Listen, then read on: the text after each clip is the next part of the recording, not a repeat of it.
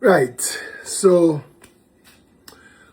I don't know where to start with this because I have been in the nightclub and party business for a large part of my young life. I invented free drinks parties. I built 4 nightclubs. I've been in the industry and I've thrown concerts, and I understand the industry of entertainment on that side. When I became an activist, I had to understand the needs of the public. That as a promoter, I never even studied how it might be affecting the people who weren't clamoring to get into the fete. Everybody else didn't exist. And so when I heard the story of a woman named Clara Rosa de Lima, and I want to take it back to the 80s, because in the 80s, and every promoter, DJ, anybody who are around could tell you, back in the 80s, there was 15-inch JBL, double JBL scoops, they used to call them, and they used to stack them up in parties, but it was nowhere near as formidable a sound as is created in parties nowadays. The people who go parties regularly, go and check your hearing and you'll be shocked. You'll be shocked as to the level of your hearing. There's a lady who sells nice tie-dye dresses and blouses for women. I go and buy for my family all the time. And she has a hearing aid now from Vets on the 2nd floor by the escalator of Long Circular Mall. Go and ask her what happened to her hearing. I live in Westmoreland. When there are fetes in the savannah and in the stadium, I hear it in my house loud. In Westmoreland, the distance is unbelievable. So you can imagine what's happening to the people in the communities around the fete. The issue is noise pollution. Clara Rosa de Lima. I'm going to give you a lot of information in this. Chinese Association in the 80s was one of the biggest fete venues in the country. And I'm sure they made a lot of money from it. And Clara Rosa de Lima shut them down. Because the structure of Chinese Association was one huge galvanized building. Galvanized walls, galvanized roof, but a big galvanized building. And on the northern side of Chinese Association is a street where Chancellor Hotel is now, and there's a church and a school and stuff. But between Chancellor Hotel and the Minimart on the corner, there are apartments. And Clara Rosa de Lima used to live in the apartment closest to the galvanized wall. And every time we, the promoters, threw a fete in Chinese Association, we threw the fete in Clara Rosa de Lima's bedroom, in her living room, in her kitchen. The whole fete, we took the double scoops and put them in her face. We made her house unusable to her and her family. And we didn't know, and we didn't care that we didn't know, because we were in the business of making money. We were in the business of making noise. We were in the business of people having a good time, and it was culture, and it was fete, and it was all of these things. But the law of the land, and I've learned this as an activist, is built on peaceful enjoyment of property. And I tell you, I have driven past fetes.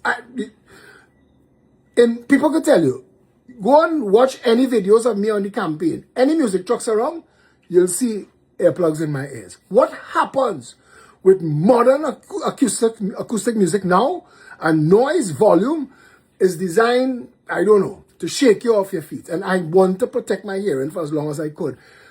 And I know that we had to have this conversation. I've been fighting fireworks my whole adult life.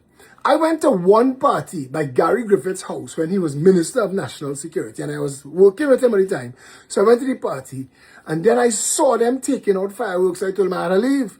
I said, I can't stay here because I'll be a hypocrite. They laughed at me, but I left and went down the road to find my dogs, to calm them down from the noise of all and everybody's fireworks. Now, it is fun. To the promoter, it's fun and it's profit. To the fireworks importer and seller, it's profit. But to everybody else, it is just harmful noise. And this is a conversation we have to have.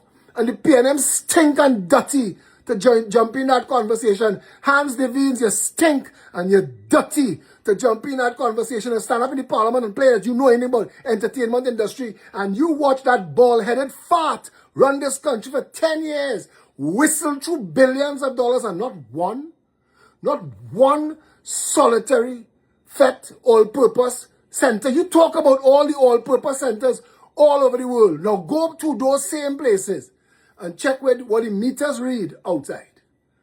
That don't happen in Trinidad. In Trinidad, you could throw your music from the savannah to Westmoreland, and they have no law, and they have no rules. And if you call the police, or you remember gunman in your hall, the whole of the west of Trinidad had called me because the police wasn't taking them on and the EMA wasn't taking them on. I had to go to see what was going on. I fed on Simeon Road that had the whole west start 4 o'clock in the morning. That's the next thing. Fets don't finish early anymore. Fets start 4, 5, 6, 8 o'clock the next morning. The Fet now start. Again, all the promoters is my friends. I love all. And I want them to succeed. Yes, Fet is our culture. We have the best Fets in the world. How come not one of those PNM stink and dirty talking heads talking now? Talk to Rowley and say, all this crap you're building, the $500 million you're spending to renovate the Red House, why we not take that? The $1.2 billion that we spend on that same Brian Lara tsunami shelter, that's 10 times what it was budgeted for. You could have built 10 all-purpose FET facilities. I see a woman do a video tonight. She say, the country's small. They don't know where to put it. I want her to know. You must do your research. We live on 13% of the land in Trinidad and Tobago. There's a lot of land space available that we could plan. And also, all first world countries, and you could find this out for yourself, it's a simple Google ChatGPT search. Go and check for yourself. That the acoustics are designed in such a way to concentrate them in the venue. And it'll shake you to your core in the venue. Step outside, you're on the pavement, outside.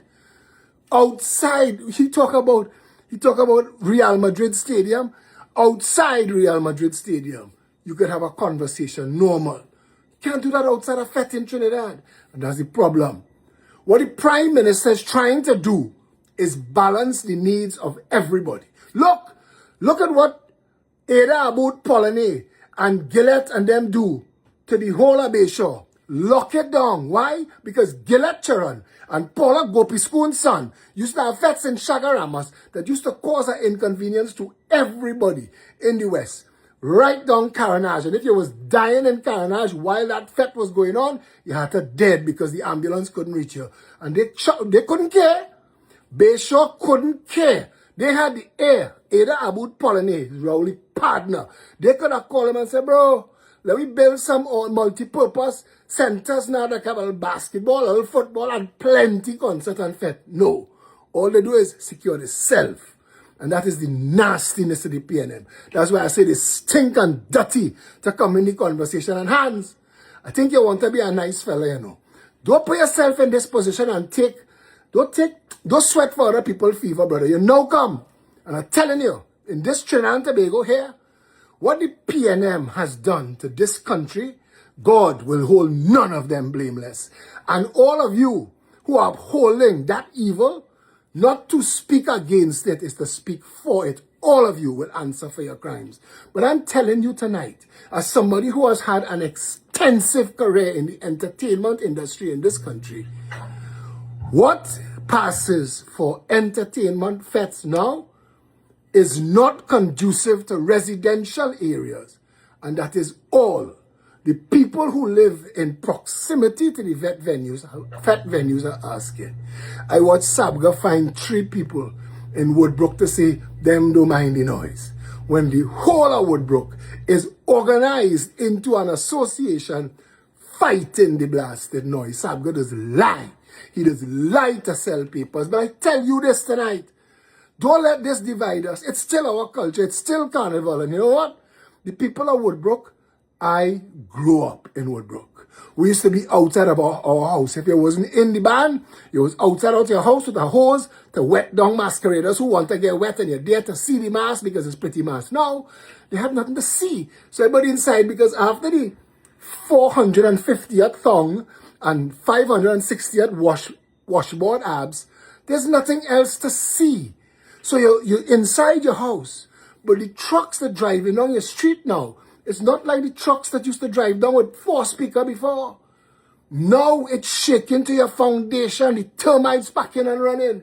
We have to be honest, we have to be fair, peaceful enjoyment of property. My right to swing my fist stops at your right to not be hit in the face. Promoters have to organize themselves and sit with the Prime Minister. Don't give me this nonsense about, oh, it's carnival and it's a whole industry. You miss me with all of that foolish talk, because everything is an industry. But this country is a failing nation and we have to fix it. And fixing it requires that all of the groups of people that use and enjoy this country have to have their fair share and to be heard. So we need to make sure that the people who live in proximity to these fete venues we're talking about, and I'm telling you all, you know, my partners, my friends are the promoters. And I don't want them vexed with me. But I also have to speak for the hundreds of thousands of people in this country who hate Carnival, who detest it. The people of Belmont, Gonzales, Cascade, St. Anne's, they don't love Carnival the way the fetters love Carnival.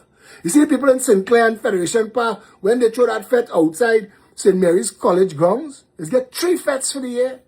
They lose that time. They can't peacefully enjoy their property. We need to have conversations. We need to build venues closer to the sea. Face the noise into the ocean. Send all that noise for Maduro. But let our people peacefully enjoy their property now. Let us stop making everything a fight. And you see to the nasty, stink and dirty PNM, they're trying to make this about Indian versus black or everybody else versus black, because that's all they have. As long as they could chain up Afro-Trinbagonians and make it feel like everybody else against them, other than that, PNM have nothing. PNM is a waste of time, a stink and dirty cult. And I want to tell Trinidad and Tobago, this is only 7 months this government is in office. But if anybody is going to build you purpose-built facilities so that you can have your cake and eat it too, that you could have your fetes and people could sleep, it is this government led by the Honorable Kamla Prasad Bisesa. Ignore the trolls and the agenda whores all over social media talking foolishness. Remember Clara Rosa Dilemma, what she tell the judge? She said, Your Honor, I am not angry with Mr. Alexander as a promoter. I am not angry with any of the other promoters. But when they have their fete in Chinese association, they throw their fete inside my house.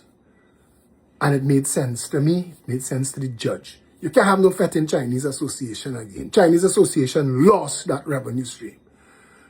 The Brian Lara Tsunami Shelter was built for everything else but to terrorize the neighborhood with noise. Andre Abraham and others have made millions, hundreds of millions of dollars terrorizing this country with fireworks. And to those of you who complaining that the rest of the majority of the people of Trinidad and Tobago shouldn't have a right to the peaceful enjoyment of their property, PNM really twist all your minds, boy. We need to get to a place where every creed and race having an equal place means that you could make your money wind down low, jamish in the morning, jamish in the evening, and the people in the houses could have a restful sleep and enjoy the peaceful enjoyment of their property, and all of us could live together in harmony. That is when we will become a first world, developed, functional nation, and that is what we should be aiming for. Stay safe, Trinidad and Tobago.